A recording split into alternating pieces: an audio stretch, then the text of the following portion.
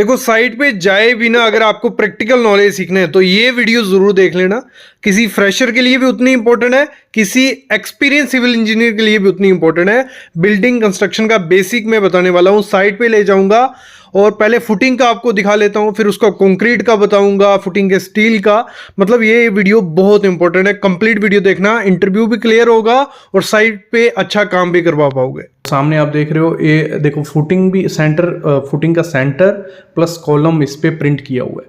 तो अगर इस तरीके से काम किया जाए तो एक कभी भी कॉलम यहाँ से वहाँ नहीं होगा, प्रॉपर उसको कवर भी मिलेगा। तो ये होता है एक रियल तरीका किसी कॉलम का सेंटर लाइन मेथड करने से। उसको पूरा ये पीसीसी है। पीसीसी थोड़ी हाइट में इसलिए है क्योंकि हमें एक लेवल पे आना था, तो पीसीसी 300 से 400 mm पीसीसी गई है। मैं पूरा प्रोसेस आपको बताता हूँ, शुरू से करते हैं, एक्सकवेशन से स्टार्ट करते हैं और फिर आगे बढ़ते जाते हैं। फिर मैं आपको पूरा क्लियर ड्राइंग के हिसाब से बताता जाऊँगा। तो सबसे पहले तो ये होता है कि ड्राइंग देखी जाती है। ड्राइंग का मैं लास्ट में आपको बताने वाला पूरा रीड करके। ड्राइंग देख ली, हम लेआउट करने लग पड़ते हैं कि हमारी फुटिंग कहाँ कहाँ आने वाली है। अगर फुटिंग के बीच में ज़्यादा जगह नहीं है, मतलब 200 से 300 या 400 या 500 600 mm बच रही है फुटिंग के बीच वाली जगह, तो हम पूरे एरिया को एक्सकवेट कर देते हैं। पहले मार्किंग होगी, ये फर्स्ट स्टेप हमारा हो गया। उसके बाद हमारा प्रोसेस आता है किसका, एक्सकवेशन का। तो ये मैं ज़रूर कह दूँ, ये फ्रेशर्स के लिए बहुत इंपॉर्टेंट वीडियो है। देखो ये हमारा एक्सकवेशन हो गई, फिर हमने दोबारा उसे मार्किंग करनी पड़ती है कि हम प्रॉपर एक्सकवेट किया कि नहीं किया। तो उधर से हम जो निशान है वो लगाते हैं। अगर थोड़ा बहुत हमें एक्सकवेट करना हो तो हम बाद में भी उसको एक्सकवेट कर लेते हैं। और ऑटो लेवल की हेल्प से हम क्या करते हैं, लेवल नोटिस करते रहते हैं कि हमें ड्राइंग पे मेंशन होता है कि आपको हार्ड लेवल जोन 2, 3 या 4 जहाँ भी आपको जाना है, जहाँ उसने ये भी मेंशन किया होता है कि जो हमारा NGL है वहाँ से हमें 2 मीटर नीचे जाना है। वहाँ देखने अगर हार्ड रॉक मिल गई ठीक है, नहीं तो हमें और नीचे जाना। ये सब कुछ ड्राइंग पे मेंशन होता है। जब हमारे एक बार एक्सकवेट हो जाता है उसके बाद हम मार्किंग करके पीसीसी कर देते हैं। जैसे हमारी पीसीसी हो जाती है फिर हम करते हैं प्रोसीजर किसका, सेंटर लाइन मेथड का। मैंने जैसे आपको स्टार्टिंग में कहा, हमें पूरा सेंटर चाहिए होता है क्योंकि मोस्टली जो फुटिंग जो कॉलम हमारा होता है फुटिंग के सेंटर में होता है। हम पहले क्या करते हैं, फुटिंग का सेंटर कर लेते हैं, मतलब उसको दोनों तरफ से नॉर्थिंग ईस्टिंग पूरा हम उसके हिसाब से कर लेते हैं। जब आप ड्राइंग देखोगे आपको आइडिया लगेगा क्या किया जा रहा है। देखो ये मार्किंग किया जा रहा है पूरा, यहाँ भी जब मार्किंग कर लेते हैं उसको प्रॉपर, हमें अगर एक अच्छा कॉलम आप चाहते हो कि अपनी पोजीशन से थोड़ा भी आगे पीछे नहीं हो तो उसको एक फिक्स मार्किंग करिए, भले मार्कर यूज़ करिए। भले जब हमारी पीसीसी हुए 1 दिन हुआ होता है तो कंक्रीट थोड़ा सॉफ्ट होता है, तो तब भी आप उसको कर सकते हो। तो देखो यहाँ पूरा प्रोसेस किया जा रहा है, मैं आपको दिखा देता हूँ प्रोसेस। उसके बाद हम नेक्स्ट स्टेप पे चलेंगे कि नेक्स्ट स्टेप पे हमें क्या करना है।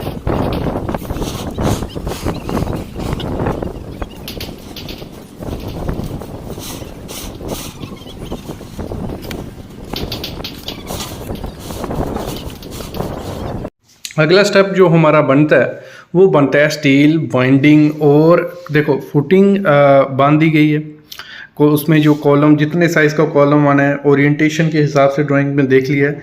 और जो भी काम साइट पे होता है पूरा सिविल इंजीनियर का काम ही एग्जीक्यूशन का मोस्टली है, जो साइट इंजीनियर रहता है। ड्राइंग पे जो जो लिखा होगा वो आपको फॉलोअप करना है। कुछ चीज़ें अगर आप एक अच्छे सिविल इंजीनियर हो आपको आइडिया हो जाएगा कि ये सही है गलत, तो कुछ आपको गलत लगता है तो आप आर्किटेक्ट से कंसल्ट कर सकते हो या स्ट्रक्चर इंजीनियर से, तो वो आपको गाइड कर देगा ये ऐसे ऐसे नहीं। तो कुछ गलतियां भी होती हैं, मोस्टली 95% ड्राइंग सही होती है, 5% कभी मिसप्रिंट या कुछ गलतियां हो जाती हैं। तो वो चीज़ आपको एज ए साइट इंजीनियर देखना होता है, बाकी ड्राइंग के अकॉर्डिंग आपको टोटल जाना है। यहाँ पे हर एक देखो फुटिंग पूरी बांध दी गई है, ये होता है बेस्ट तरीका। पूरा सेंटर लाइन करके फुटिंग के नीचे देखो 75 mm का कवर डाल दिया है, फुटिंग का सरिया उसको सपोर्ट्स दे दीजिए। तो नेक्स्ट जो काम होगा, जब ये काम हो जाता है नेक्स्ट काम जो हमारा आता है इसका फुटिंग की शटरिंग। फुटिंग की शटरिंग की जाती है, फिर फुटिंग कास्टिंग की जाती है हमारी, वो भी आप सामने देख रहे हो। फुटिंग की प्रॉपर शटरिंग की है, फिनिशिंग देख रहे हो।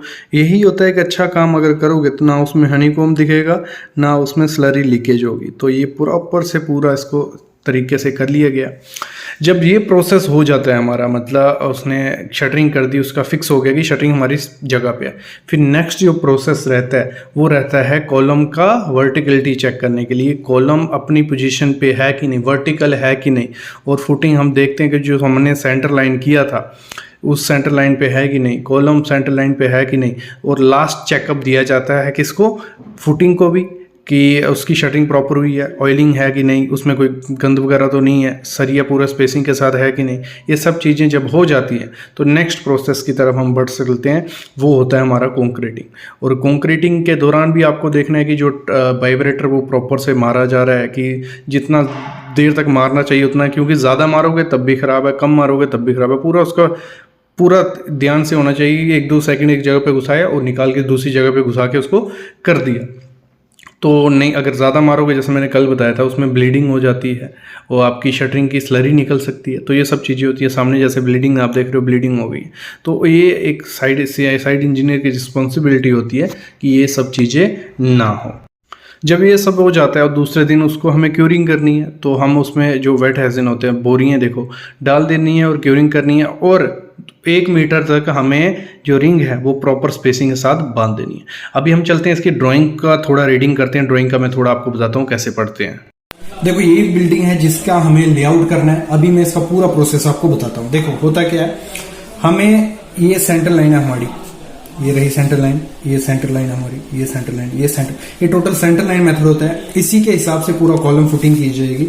अभी हमें सबसे पहला प्रोसेस क्या करना होता है, कोई भी बिल्डिंग का हमें करना है लेआउट, तो ये जो कोऑर्डिनेट लिखे हैं, easting northing, easting northing, easting northing, ये किसके कोऑर्डिनेट है, ये पॉइंट है। आपको फोकस कर देता हूँ थोड़ा, ये हो गया हमारा फोकस। ये जो पॉइंट है इसका कोऑर्डिनेट है ये ईस्टिंग नॉर्थिंग। ये हम टोटल स्टेशन की हेल्प से मार देंगे। और आपको टोटल स्टेशन सीखना हो कि कैसे हम ईस्टिंग नॉर्थिंग मारते हैं, उस पर वीडियो है, वो प्लेलिस्ट पूरी देखो टोटल स्टेशन पे, आप इजीली सीख जाओगे।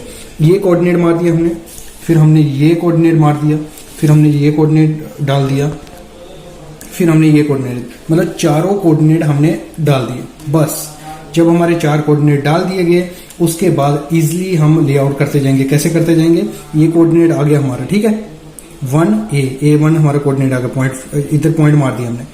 अभी हमें पता चल गया हम यहां से डोरी यहां करेंगे। ये मैं थ्योरेटिकल आपको बता देता हूं, उसके बाद प्रैक्टिकल आपको बताना बाकी है। ये पॉइंट यहां से डोरी पकड़ी यहां तक, तो इसको हमें ग्रिड मार दिया, मतलब इधर चुनना या मार्किंग कर दी किसी से भी, ये हो गई। फिर हमें ये सेंटर लाइन भी मिल जाएगी, मतलब इधर हमें दिया, ये हमारे ग्रिड आ गया। देखना पहले, सुन लेना, ये ग्रिड आ गया। तो फिर अगला ग्रिड हमें पता है 3 मीटर 595 पे दूसरा ग्रिड मार देंगे हम, और 3 मीटर 540 पे तीसरा। ऐसे ऐसे करके हम इधर मेजरमेंट लेते जाएंगे और ग्रिड करते जाएंगे। जैसे ग्रिड हो जाएगा, मतलब इस तरफ के हो गए। अभी इस तरफ के लिए क्या करना है, इधर हमने पॉइंट मारा था, इधर हमने पॉइंट मारा है, तो इधर भी डोरी पकड़ेंगे हम, पूरी डोरी मारेंगे, तो इधर हम मार्क कर लेंगे, ये हमारा ग्रिड आ गया, ठीक है। जैसे ये ग्रिड आ गया, फिर हमें इधर मेजरमेंट दी हुई है 3 मीटर 225, हम 3 मीटर टेप से करेंगे, 3 मीटर 225, ये ग्रिड आ जाएगा। फिर हम करेंगे 3 मीटर 725, ये ग्रिड आ जाएगा। ऐसे करते करते करते करते हमारा ये पूरी जो ये चीज है ये आ जाएगी। जब ये आ जाती है बस खत्म। उसके बाद आपको क्या करना होता है, आपको ये जो फुटिंग है F2, इसका साइज हमें देखना है। यहाँ लिखा हुआ है, जैसे मैं पहली वीडियो में बताया था, F2 हमारा कितना है, 1200 बाय 1200 का। तो आपको क्या करना है, ये सेंटर लाइन है हमारी, यहां से 600 मारना है, टेप करनी है आगे 600, यहां से 600 करना है, यहां से 600 करना है, यहां से 600 करना है, और डोरी की हेल्प से उसको पूरा मिला देना है। तो आपका क्या हो गया, फुटिंग बन गया 1200 बाय 1200 का, ठीक है, क्लियर। और वैसे ही कॉलम का क्या है, कॉलम हमारा 400 बाय 400 का। सेंटर लाइन है, सेंटर लाइन से 200 इधर, 200 इधर, 200 इधर, 200 इधर, तो 400 का हमारा कॉलम बन गया। ऐसे पूरा हमें करना हो। तो कोई भी फुटिंग आप उठा लो, अगर आपको ये फुटिंग मारनी है तो आपको ये सेंटर लाइन हमने मार दिया है, ये मार दिया, तो यहाँ अगर F2 का साइज है 1200 बाय 1200 का, यहाँ 1400 बाय 1400 का, तो 700 इधर, 700 इधर, फिर 700 इधर, 700 इधर, मतलब चारों कोने पे 700 700 कर देंगे, उसको डोरी की हेल्प से मिला देंगे, तो वो हो जाएगा हमारा फुटिंग। और वैसे ही कॉलम का होगा।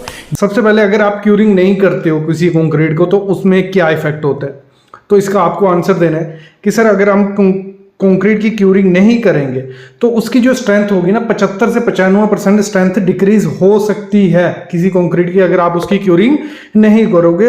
और मोस्टली उसमें देखा जाता है जब ड्राई कंक्रीट हो जाता है तो उसमें क्रैक सबसे ज्यादा आ जाते हैं, और वो उतनी स्ट्रेंथ तक नहीं पहुंच जाता है जितनी स्ट्रेंथ के लिए उसको बनाया जाता है। तो आप भले M30 M20 25 यूज़ करोगे कंक्रीट, लेकिन वो उतनी स्ट्रेंथ ही नहीं दे पाएगा अगर आप उसकी क्यूरिंग नहीं करते। और क्यूरिंग बहुत ज़्यादा इंपॉर्टेंट होती है, 10 से 14 दिन तक क्यूरिंग इंपॉर्टेंट होती है। सुपर SSC सीमेंट होता है, सुपर सल्फेट सीमेंट, उसका अगर वो कंक्रीट में यूज़ किया है तो आप 7 दिन क्यूरिंग करिए। OPC कंक्रीट है, OPC सीमेंट है तो 10 दिन तक करिए। अगर मिनरल्स और एडमिक्सचर्स डाले हुए हैं उस कंक्रीट में, मोस्टली आजकल हर सीमेंट में आ रहे हैं, तो आप 14 दिन पकड़ के चलिए, आपको 14 दिन उसकी क्यूरिंग करनी पड़ेगी। नेक्स्ट, सीमेंट के भी ग्रेड पूछ लिए थे, इसी दौरान आपको क्वेश्चन उसी में से निकल आता है कि सीमेंट के ग्रेड बताइए, तो आपको बता देना है 33, 43 और 53 ग्रेड हमारा होता है। ये स्ट्रेंथ बेसिस पे होता है। जैसे हमारा FE 415, FE 500 या M30 M20 ग्रेड होते हैं ना, किसी स्ट्रेंथ, किसी चीज़ के कई टेंसाइल स्ट्रेंथ है, कईयों की कंप्रेसिव स्ट्रेंथ है, उसी हिसाब से सीमेंट की स्ट्रेंथ होती है 33 ग्रेड, 43 ग्रेड और 53 ग्रेड आपको देखने को मिलेगा। ये क्वेश्चन बहुत इंपॉर्टेंट क्वेश्चन था, ये JK के SSB JEE में और SSC में ये पूछा गया था। क्या मतलब कंक्रीट में क्रैक्स रोक सकते हो आप किसी तरीके से? तो हाँ, फिर उसका आंसर आप दे सकते हो, जी हाँ, हम रोक सकते हैं कुछ हद तक, अगर हम लो वाटर सीमेंट रेशियो करेंगे। मतलब जो वाटर और सीमेंट का रेशियो बहुत मैटर करता है। अगर आपने वो ज़्यादा डाला, कम डाला, तो उसमें काफ़ी इफेक्ट पड़ेगा। ज़्यादा डाल दोगे, क्रैक्स आने ही आने हैं। लेकिन अगर आप थोड़ा कम कर देते हो वाटर सीमेंट रेशियो, तो आपको क्रैक्स देखने को नहीं मिलेंगे, ठीक है। और मैक्सिमम वाटर सीमेंट रेशियो कितनी? 0.5। उससे ज़्यादा अगर कर दोगे तो आपका जो कंक्रीट है वो ड्राई दिखेगा, वाइट कलर में दिखने लग पड़ेगा और उसमें क्रैक्स आना हो जाते हैं डायरेक्टली। इसी में से एक क्वेश्चन और निकल आता है, ठीक है। जब ये क्वेश्चन पूछे जा रहे होते हैं उसी में से क्वेश्चन निकल जाते हैं। क्वेश्चन इंटरव्यू ने पूछा कि पॉसिबल है कि हम 0% क्रैक किसी बिल्डिंग में ला सकते हैं? क्या आपसे कोई पूछे कि 0% ला सकते हो, कमेंट करना कैसे ला सकते हो, और इसका आंसर है नहीं। आप कोई भी कुछ भी कर लो, आपके क्रैक्स आएंगे भले वो सेटलमेंट से आ रहे हैं, भले वो वाटर सीमेंट रेशियो से आ रहे हैं या किसी कारण और से आ रहे हैं, लेकिन आपके बिल्डिंग में कुछ ना कुछ क्रैक्स आएंगे। 0% क्रैक्स कभी भी आप बिल्डिंग में नहीं ला सकते हो, ये होता है। तो आपसे मैं पूछूं प्लास्टिक क्रैक्स, श्रिंकेज क्रैक्स आपके बारे में, उसके बारे में सुना ही होगा आपने, नहीं सुना होगा तो मैं पूछता हूं, श्रिंकेज क्रैक्स किस कारणों से होते हैं? मतलब जो श्रिंक हो जाती है किसी चीज़, किस कारण से होती है? तो मोस्ट इम्पैक्ट जो क्रैक्स आते हैं ना, वो सेटलमेंट या टेम्परेचर लॉसेस से, सीमेंट से, वाटर सीमेंट रेशियो से आते हैं। सो सेटलमेंट तो अलग चीज़ आएगी। श्रिंकेज क्रैक्स मोस्टली देखे जाते हैं अगर वाटर सीमेंट रेशियो ज़्यादा है, टेम्परेचर का इफेक्ट ज़्यादा है, एकदम से मॉइस्चर जो है लॉस होता जा रहा है, या क्या बोलते हैं सीमेंट कंटेंट ज़्यादा है, तो उस वजह से जो श्रिंकेज क्रैक्स हैं वो आपको देखने को मिलेंगे।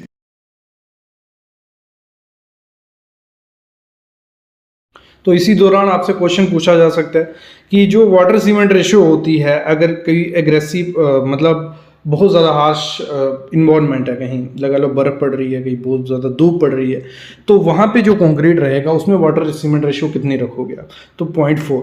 तो एक अच्छी वाटर सीमेंट रेशियो पता कौन सी होती है? 0.4 से 0.45 तक रखिए, 5 तक नहीं जाइए, 0.5 तक नहीं जाइए। 0.4 वाटर रेशियो अगर आप रखते हो कंक्रीट में तो आप अच्छा कंक्रीट बना सकते हो। देखो, इसमें समझते हैं हम लोग एक चीज़, जो मोस्टली कंक्रीट यूज़ किया जाता है PCC M10, फिर 15, 20, 25 हमारा RCC में आ गया, ठीक है। तो इसमें जो वाटर रेशियो रखनी होती है, M10 में हम 34 से 35 लीटर पानी डालते हैं और 226 kg पानी उसमें सीमेंट होता है हमारा। ये सब कुछ IS कोड ने बताया हुआ है हमें कि इतना आपको करना है, क्योंकि ये नॉमिनल मिक्स है। अगर डिज़ाइन मिक्स होंगे, डिज़ाइन मिक्स डिज़ाइन बनाने में थोड़ा पैसा लगता है, लेकिन जब डिज़ाइन मिक्स होते हैं वो सस्ते बहुत पड़ते हैं, क्योंकि हम मटेरियल के हिसाब से, लोकेशन के हिसाब से, इन्वायरमेंट के हिसाब से उसको डिज़ाइन करते हैं। लेकिन नॉमिनल मिक्स में फिक्स है, आपको M15 के लिए 29 से 32 लीटर पानी डालना है तो डालना है, और 313 kg सीमेंट डालना है। फिर M20 के लिए आप फॉलो कर सकते हो, उसमें भी कोई वो नहीं है, कोई 25 kg से 30 लीटर तक पानी आप M20 में डालते हो और 404 kg सीमेंट उसमें रहता है।